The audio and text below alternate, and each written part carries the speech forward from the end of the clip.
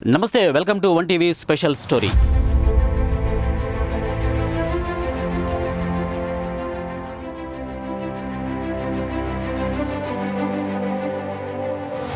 పులులు సింహాలది శాకాహారి జీవితం. రాజకీయ నేతకు నిస్వార్థ జీవితం ఎంత సాధ్యమో 5 ఏళ్లకు ఒకసారి వచ్చే ఎన్నికల్లో నోటికొచ్చిన హామీలను ఇచ్చి వాటిని నమ్మిన ప్రజల ఓట్లను అక్రమంగా మింగేయడం అంతే కామన్గా కనిపిస్తుంది. మరో మాటగా చెప్పాలంటే గట్టు మీద కొంగ నీటిలో చేప మాదిరిగా ఓటర్ అనాది కాలంగా మోసపోతూనే ఉన్నాడు. అప్పు తీర్చలేని వాడు వడ్డీ ఎంతైనా కడతానంటాడు. అమలు చేయాలనే హామీలను గుప్పించే రాజకీయ పార్టీలు అంతకంటే కలర్ఫుల్ హామీలను అరచేతిలో స్వర్గంలా చూపిస్తారని మీకు తెలుసా? తెలిసినా మేమేం చేయగలం? ఆ టైంకు వందిస్తే పసందుగా ఆ ఇచ్చినోడు చెప్పిన చోట ముద్రేసి రావడం తప్ప అంటున్న ఓటర్లు ఉన్నంతకాలం ఈ అలవిగాని హామీల వర్షం మిమ్మల్ని ముంచెత్తక తప్పదు. నెరవేర్చడానికి కనీసం ప్రయత్నాలు కూడా చేయలేని నేతల చుట్టూ కాళ్ళరిగిపోయేలా తిరిగినా నీ ఒక్క ఓటుతోనే నేను పదవిలోకి రాలేదు అనే సమాధానం తప్ప మరో లాభాన్ని పొందుకోలేని ఓటర్ల నాడిపై ఓ ప్రత్యేక కథనం.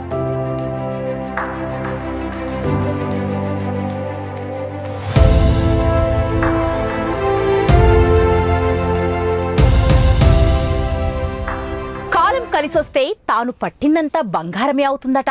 నిజానికి ఇది సామెత మాత్రమే కాదు, దీనికి అనుబంధంగా ఉన్న మరో సామెతే ఏ రేవుకెళ్ళినా ముళ్ళ పరిగి అనే సామెత కూడా ఉంది. అంటే కాయిన్కు 2 వైపులా ఉండే బొమ్మ బొరుసు లాంటి ఈ సామెతలు అక్షరాల ఉద్యోగం, వ్యాపారం, లావాదేవీ లాంటి అంశాలకే కాదు, ముఖ్యంగా రాజకీయ నేతలకు, వాళ్ళు తీసుకునే నిర్ణయాలకు ఇది అక్షరాల అద్దం పడుతుందంటే మీరు నమ్ముతారా? స్వాతంత్ర్యం వచ్చిన తర్వాత ఉప్పొంగే నదుల జీవ జలాలు ఉప్పు సముద్రం పాలు అనే ఆవేదన నిజంగానే తరాలు మారిన తర్వాత ఉప్పు సముద్రంలో కొట్టుకుపోయాయనడంలో సందేహం లేదు. ఇక మిగిలిందల్లా పదవీకాంక్షలు. గద్దెనెక్కి వాళ్ల నోటికొచ్చినట్లు ఇచ్చిన హామీలను తుంగలో తొక్కే విధంగా ఏర్పాటు చేసిన కమిటీలను ప్రజల ముందుకు తీసుకురావడం, అది అటు ప్రజలకు ఇటు రాజకీయ నాయకులకు పరిపాటిగా మారిపోయిందనే వాదనలు పలువురు నుంచి వినిపిస్తూ ఉన్నాయి. ఈ నేపథ్యంలోనే తమ పార్టీ గెలిపిస్తే ప్రజలకు అంతా ఫ్రీ లైఫ్ అంటూ నేతలు గుప్పిస్తున్న హామీలపై ఓటర్లు ఏ మేరకు ఆలోచిస్తున్నారనేది రాజకీయ విశ్లేషకుల ఆందోళన వ్యక్తం చేస్తున్నారు. రోజు రోజుకు అడుగంటుకుపోతున్న ప్రజాస్వామ్యంలో మారుతున్న పరిణామాలకు ముఖ్య కారణం నేతలే కాదు, అందుకు ప్రధాన కారణం ఓటర్లే అనేది జర్మన్ పొలిటికల్ అనలైజిస్ట్ కార్ల్ మార్క్స్ వివరించిన ప్రధాన సూత్రాల్లో ఇది కూడా ఒకటి.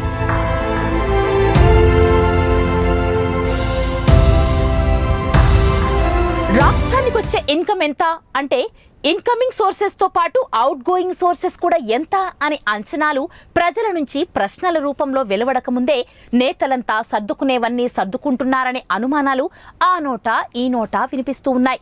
నెగ్గక ముందే ప్రచారాస్త్రాలుగా వాడబడుతున్న సంక్షేమ పథకాలు తీరా నెగ్గిన తర్వాత అదే ఓటర్లను, అదే ప్రజలను అయోమయంలోకి నెట్టేస్తున్నాయని ఎవరైనా ఎప్పుడైనా ఆలోచించారా? సదా మీ సేవలో, సర్వం మీకోసమే అంటూ కొంగ జపం చేస్తున్న రాజకీయ నేతలు అసలు రూపాలను విశ్లేషించడంలో ఏపీ వాసులు పప్పులో కాలేశారనేది రాజకీయ వర్గాలు విశ్లేషిస్తూ ఉన్నాయి.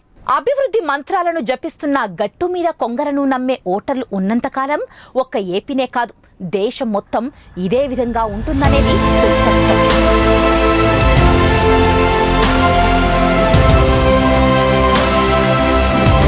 ఇక మరో విషయానికొస్తే సర్వం మేమే, సకలం మీకోసమే అంటూ హామీలను గుప్పిస్తున్న నేతలు తాజాగా మరో గమ్మత్తైన స్లోగన్ను తెర మీదకు తెచ్చారు. అదే అన్నీ ఉచితం, అంతా ఉచితం. ఇక ప్రజలు చేసేదేముంది? పొద్దున్నే లేవడం, ఉచితంగా ప్రభుత్వం పెట్టే తిండి తినేసి ఇంట్లోనే మళ్ళా బొజ్జవడం. దీనినే మరో మాటగా చెప్పొచ్చు. ఇప్పుడు ప్రభుత్వాలు ఇస్తున్న హామీలను తరచి చూస్తే బొజ్జు నిండా తిండి, కంటి నిండా నిద్ర. ఇక ఎందుకు పుట్టారో, ఎందుకు బ్రతుకుతున్నారో అనే ప్రశ్నలకు అర్థం లేకుండా పోతుందనే ఆలోచన అటు ప్రభుత్వాలకు గాని నేతలకు గాని కనీసం ప్రజల్లోనూ కరువైపోతుంది. ప్రజలను కావాలనే సోమరిపోతుల్లా మార్చేసి తమ పదవుల కోసం రాష్ట్రాల పురోభివృద్ధికి గండి కొడుతున్న వైనం ఎవరికి మాత్రం ఎందుకు పడుతుంది? అడవుల్లోనే మృగాలు సైతం తమ ఆకలిని తీర్చుకోవడం కోసం వేటాడతాయి. మరి సమాజ నిర్మాణంలో పునాది రాళ్లుగా మిగిలిపోవాల్సిన సిటిజన్ ఆఫ్ ఇండియాకు నేతలు ఇస్తున్న హామీలతో మిగులుతున్నదేంటి? వాళ్ళు చేస్తున్నదేంటి? వీళ్ళు చేయబోతున్నదేంటి? దీనిపై నేతలకు తెలిసిన సమాధానం ఒక్కటే: తమకు పదవులు కావాలి, ఓటర్లకు ఖర్చు లేకుండా, తమ వంతు శ్రమ లేకుండా తమ ఆకలితో పాటు అవసరాలు తీరిపోవాలి. ఇప్పుడు ఇదే విషయాన్ని మనం మరింత లోతుగా ఆలోచిస్తే ఆకలి తీరుతుందే కానీ ప్రపంచ దేశాల్లో భారత్ స్థానం ఎక్కడ ఉంటుందో, సముద్ర గర్భం నుంచి మొదలు పెడితే గగన రంగం వరకు ఏ స్థాయిలో ఉంటుందో ఊహించే ప్రయత్నం చేయగలిగితే ఉచిత హామీల పర్వానికి ఫుల్ స్టాప్ పడుతుందంటున్నారు ప్రజాస్వామ్యవాదులు.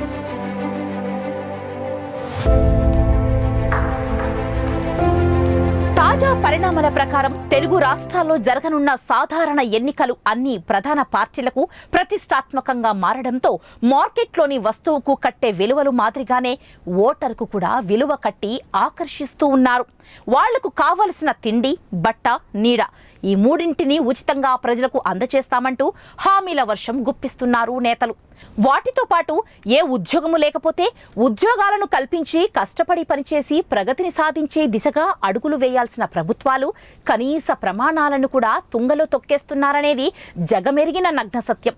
ఏ దారిలోనైతేనేమి చేరేది అందరందరికే అనే చందాన రాష్ట్రాల భవితవ్యాన్ని కాలరాస్తున్న పలు రాజకీయ పార్టీలపై తీవ్ర విమర్శలు వెల్లువెత్తుతున్నాయి. నిరుద్యోగులకు ఉద్యోగాలు కల్పించాల్సింది పోయి వారికి 45 ఏళ్ల వరకు నిరుద్యోగ భృతిని ఇస్తామంటూ హామీలు గుప్పించడం వెనుక నేతల ఔదార్యం, వాళ్ల ఆలోచన సరళికి అద్దం పడుతోంది. ఏ పని లేకపోతే ఇక నరాలు చచ్చుబడిపోతాయి.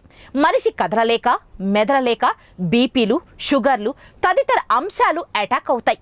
దాంతో రోగ నిరోధక శక్తి తగ్గి కండరాల పనితీరు క్షీణించి 45 ఏళ్లకే 90 ఏళ్ల వృద్ధులుగా మారిపోతారు సిటిజన్ ఆఫ్ ఇండియా. దాంతో తిండి కలిగితే కండ కలదోయ్, కండ కలవాడేను మనిషోయ్ అనే నినాదం చరిత్ర పుటల్లో ఎక్కడో ఏ మూలనో మరుగున పడిపోతుందనేది నగ్న సత్యం. అందుకేనేమో 45 ఏళ్ల వరకు నిరుద్యోగ భృతి, 45 ఏళ్ల తరువాత వృద్ధాప్య పెన్షన్ అని వాగ్దానం కూడా చేసేస్తున్నారు మన నేతలు. దాంతో ఏలిన వాళ్ల ఆలోచన తీరు ప్రజాస్వామ్యం పైన కాకుండా ప్రజాస్వామ్య పరిపాలన వైపే దృష్టి సారించినట్లు స్పష్టమవుతోంది.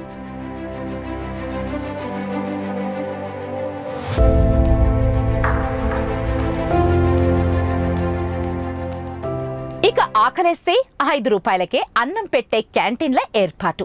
అంటే సాంబార్, చట్నీ, దాంతో వాళ్ళ కడుపు నిండిపోతుంది. అంతేలే, ఏ పని లేక అడుక్కు తినే దశ కంటే రోడ్డు పక్కన పెట్టే 5 రూపాయల అన్నం బెటరే కదా.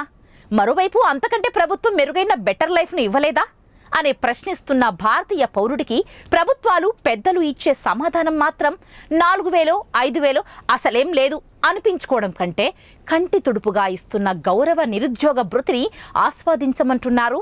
వీళ్ళ వరకు సరే, వీళ్ళ పిల్లల చదువులు, ఇంజనీరింగ్, వైద్యం, కలెక్టర్లు, లాయర్లు, సైంటిస్టులు, ప్రొఫెసర్లు, టీచర్లు, మరి వీళ్ళంతా కేవలం 5 రూపాయల తిండితోనే తయారైపోతారా? ఈ ప్రశ్నకు సమాధానం మాత్రం ఏలిన వారి వద్ద నుంచి ఒక్క సమాధానం కూడా కాగడా పెట్టి వెతికినా కనిపించదు.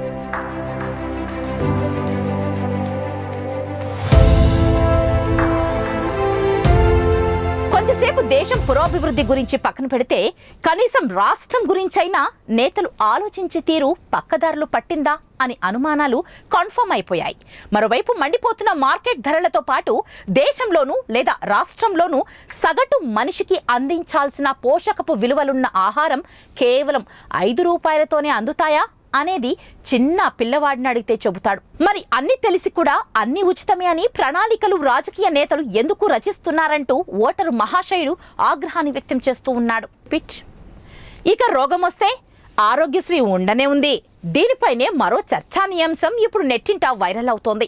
ఆరోగ్యశ్రీ విలువ మాక్సిమం 5 లక్షల రూపాయలు మాత్రమే, లేదా అంతకంటే తక్కువ మార్జిన్గా ఉంది. అంటే కార్డియాలజీ, న్యూరాలజీ తదితర అంశాలపైన ఉన్న వైద్యం కేవలం 5 లక్షల రూపాయలకే అందుతుందా? ఇక ఇచ్చింది సరిపెట్టుకోమంటే ఎలా కుదురుతుంది అనే ప్రశ్నలు సిటిజన్ ఆఫ్ ఇండియా నుంచి వెలువెత్తుతున్నాయి. దాంతో అసహనాన్ని వ్యక్తం చేస్తున్న ఓటర్ మహాశయులు మాత్రం నేతల అభిప్రాయాలపై దుమ్మెత్తిపోస్తూ ఉన్నారు.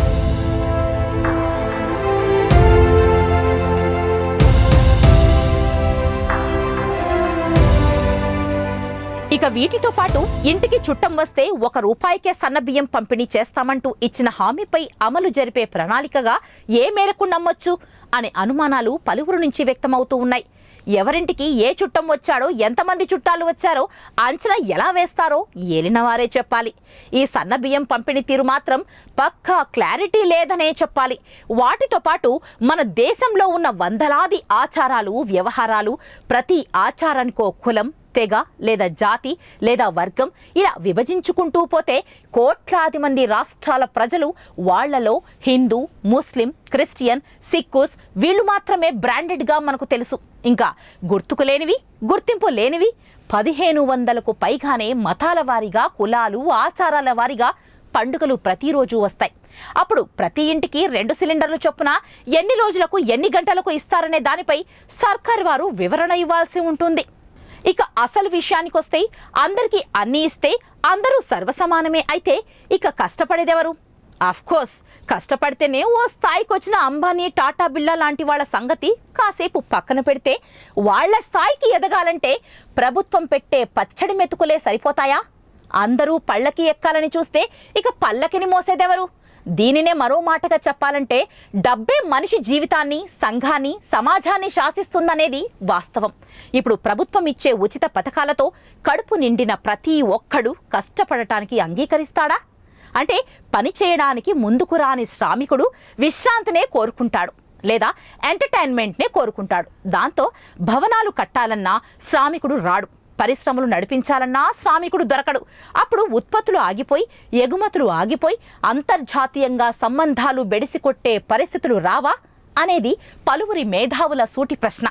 దాంతో దేశీయంగానే కాదు, అంతర్జాతీయంగా వస్తు సేవలో, వినియోగాల్లో అంతరాలు, భారీ స్థాయిలో తేడాలు ఏర్పడి మళ్ళా బ్రిటిష్ లాంటి పరిపాలన మన దేశాన్ని చుట్టుముట్టదా? మళ్ళా భారతీయుడిదే అదే బానిస బతుకా? అందుకు నేతల్లారా, మీ ప్రణాళికకో దండం, మీ ఆఫర్లకు 10,000 దండాలు, మీ ఓటు కోసం మా జీవితాలను నాశనం చెయ్యొద్దంటూ ఎలుగెత్తి గొంతెత్తి అరిసేస్తున్న ఓటర్ మహాశయుడి ఆర్తనాదం వినేదెవరు? ప్రజాస్వామ్యం ఓ అభూత కల్పన, పరిపాలన తాడు తెగిన గాలిపటం. మరోవైపు ఇప్పటికే పలు వ్యవస్థలు స్వయం ప్రతిపత్తిని కోల్పోయి రాజకీయ నేతల ఉక్కు పాదాల కింద నలిగిపోయి కొన ఊపిరితో బతుకుతున్నాయనే నిజం మీకు తెలుసా?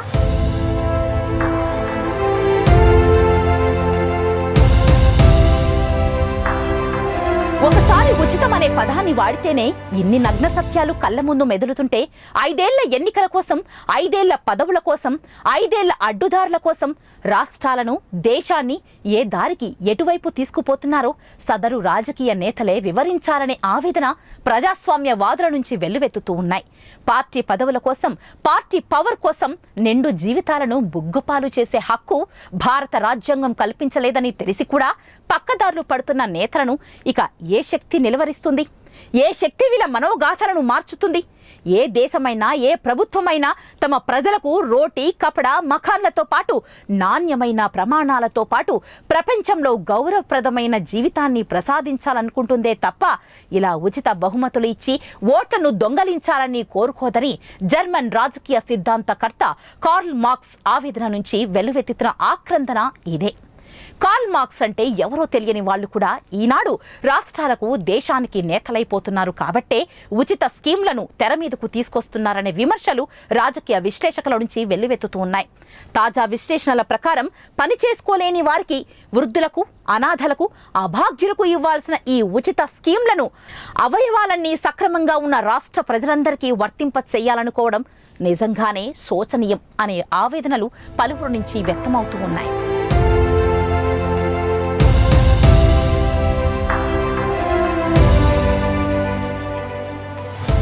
ఇంటికో గడప, దేశానికో రాజ్యాంగం సరిహద్దుగా సూచిస్తున్నాయనే నగ్న సత్యాన్ని మర్చిపోతున్న నేతలు ప్రజాసేవలో అర్థాన్ని వెతికే పనిలో పడతారని అనుకోవడం హాస్యాస్పదమై అవుతుంది.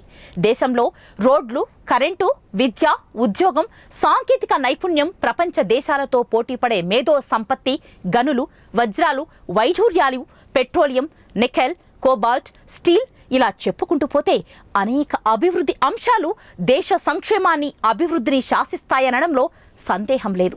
మరి సర్కారు వారి ఇస్తున్న ఉచిత సంక్షేమ పథకాలు ఏ మూలకు, ఎందుకు, ఎవరికి ఎలా ఉపయోగపడతాయో ప్రజలకు వివరించాల్సిన బాధ్యత ఎంతైనా ఉందనేది పలువురి అభిప్రాయం. స్వార్థపరమైన తమ సంపాదన కోసం దేశం ఏమైపోతే తమకేంటి అని ఆలోచనలో ఉన్న నేతలే ఈ ఉచిత స్కీమ్లను ప్రవేశపెడతారనేది రాజకీయ విశ్లేషకుల వివరణ.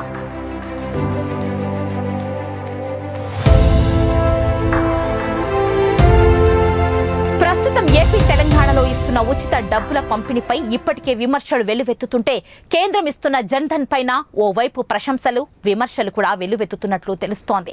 ఈ నేపథ్యంలోనే మనిషికి జీవితంలో సంఘర్షణ అభివృద్ధికి సోపానం అంటున్న మేధావులు సీతాకోకచిలుక రూపాంతరాన్ని తెర మీదకు తీసుకువచ్చారు. నేలలో పడిన విత్తనం రూపాంతరం చెంది 10 మందికి ఫలాలను అందిస్తుంది. అలాంటి సంఘర్షణకు అలవాటు పడిన భారతీయులను ఉచిత నిధుల పేరుతో సోమరిపోతుల్లా తయారు చేస్తే సమాజానికి ప్రభుత్వాలు ఇచ్చే సందేశాలపై పలు అనుమానాలు వ్యక్తమవుతూ ఉన్నాయి. ఉచితంగా డబ్బులు పంపకం చేయడం కంటే వృత్తి నైపుణ్యతను పెంచి ఫ్యాక్టరీలను నిర్మించి ఉద్యోగ అవకాశాలను మెరుగుపరిచే విధంగా ప్రజాప్రతినిధులు ఆలోచించిన నాడే ప్రజల మన్ననలు పొందుతారనేది జగమెరిగిన నగ్న సత్యం. పని చేయని వాడికి పనిచేసే వాడికి కూడా ప్రభుత్వమే అన్నీ సమకూరుస్తే చివరికి పనిచేసేవాడు కూడా పని చేయడం మానేస్తాడు. వ్యవస్థ చిన్నాభిన్నం అవుతుంది.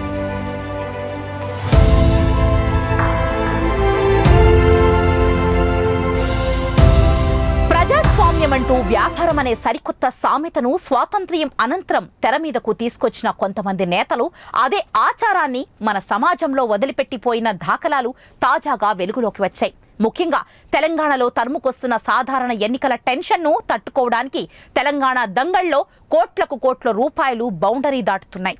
తెలంగాణ వ్యాప్తంగా తనిఖీల్లో 130 కోట్ల నగదును పోలీసులు సీజ్ చేశారు. ఇన్నాళ్లు దాగిన బ్లాక్ మనీ సొమ్ము ఇప్పుడు ఒక్కొక్కటిగా బయటపడుతూ ఉన్నాయి. చెక్ పోస్టుల వద్ద నోట్ల కట్టలు గుట్టలుగా బయటకొస్తున్నాయి. ఎన్నికల షెడ్యూల్ విడుదలైన వారంలోనే 100 కోట్లకు పైగా సొత్తు దొరకడం తీవ్ర కలకలం రేపుతోంది.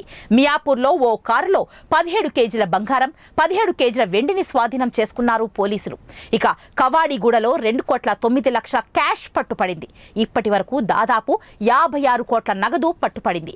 తనిఖీల్లో 130 కోట్ల విలువైన నగదు స్వాధీనం చేసుకున్నారు పోలీసులు. 72 కేజీల బంగారం, 422 కిలోల వెండితో పాటు ఖరీదైన 42 డైమండ్లను స్వాధీనం చేసుకున్నారు. క్యాష్, గోల్డ్తో పాటు 2,60,00,000 విలువ చేసే మద్యాన్ని కూడా సీజ్ చేశారు పోలీసులు. మరోవైపు మద్యం పంపిణీపై పొలిటికల్ సవాళ్లు, ప్రతి సవాళ్ల మోత మోగుతోంది.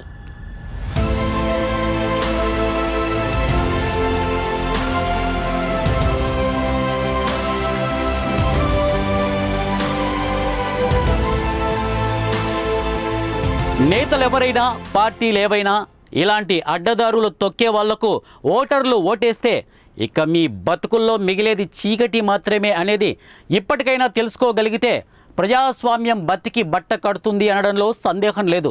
ఏ దేశమైనా ఏ ప్రభుత్వమైనా తమ ప్రజలకు రోటీ, కపడా, మకాన్లతో పాటు నాణ్యమైన ప్రమాణాలతో పాటు ప్రపంచంలో గౌరవప్రదమైన జీవితాన్ని ప్రసాదించాలనుకుంటుందే తప్ప ఇలా ఉచిత బహుమతులు ఇచ్చి ఓట్లను దొంగలించాలని కోరుకోదని జర్మన్ రాజకీయ సిద్ధాంతకర్త కార్ల్ మార్క్స్ ఆవేదన నుంచి వెల్లువెత్తిన ఆక్రందన ఇదే. ఈ నగ్న సత్యాన్ని అటు రాజకీయ నేతలతో పాటు ఇటు ముఖ్యంగా ప్రజలు తెలుసుకోగలిగితే మా చిరు ప్రయత్నానికి ఓ అర్థం పరమార్థం కల్పించిన వారం అవుతారు. ఎవరినో ఏ పార్టీనో పాయింట్అవుట్ చేసే ప్రక్రియలో భాగంగా ఈ ఎపిసోడ్ కానే కాదనేది ఇటు రాష్ట్రంలోనూ అటు దేశంలోనూ సర్వతోముఖాభివృద్ధిలో భాగంగా మేము సైతం ఓ ఇసుక రేణువుగా మారాలనే ఆశతో ఇది ఇవాల్టి స్పెషల్ స్టోరీ. మరో స్టోరీతో మళ్ళీ కలుద్దాం. Till then keep smile. This is 1 TV. ప్రతిక్షణం ప్రజల పక్షం.